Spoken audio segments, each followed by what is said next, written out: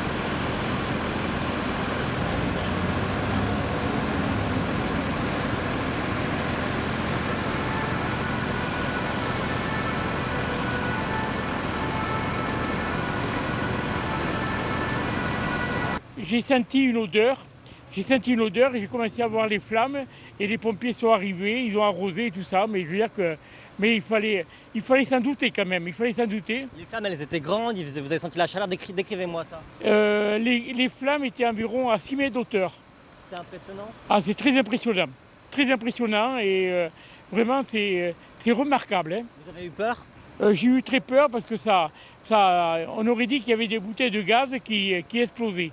Les pompiers sont arrivés rapidement, décrivez-moi qu'est-ce qu'ils ont fait quand vous les avez vus? Les pompiers sont arrivés très rapidement, ils sont arrivés très rapidement et on a senti les odeurs, vraiment une asphyxie quand même, hein. Vous pouvez me décrire les flammes, à quoi elles ressemblaient, qu'est-ce que vous avez vu? Les flammes ressemblaient un petit peu quelque chose qui brûlait et des petits bonbons de gaz qui explosaient. C'était impressionnant? Ah, c'est très impressionnant.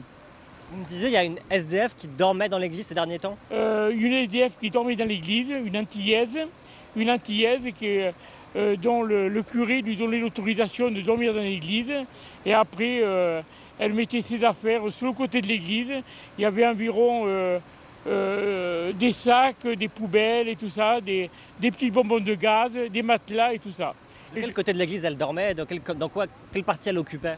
Elle dormait sur la rue Sully, la rue qui est juste là, et elle dormait sur le côté, vous voyez, sur le côté du jardin autour de l'église. Et les responsables de l'église, ils étaient d'accord? Non, ils n'étaient pas d'accord, mais ils avaient peur de prendre des responsabilités. Et ça se passait bien? Comment ça se passait avec cette personne? Il n'y avait pas d'énervement? Il lui disait chaque fois, il faut déménager, il faut enlever les affaires et tout ça, etc.